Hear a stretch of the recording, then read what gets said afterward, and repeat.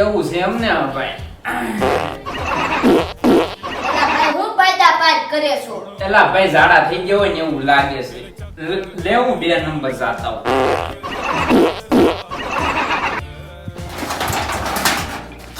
એલા કોઈ ભાળતું નથી ને, લે હું કાંઈ ગાવ્યો જાઉં. એ વિસલા, હું ઘડિયા ઘડિયા ડબલા લઈને નીકળ્યા છો અહીંથી. એલા તારો બાપ દાડા થઈ ગયા છે.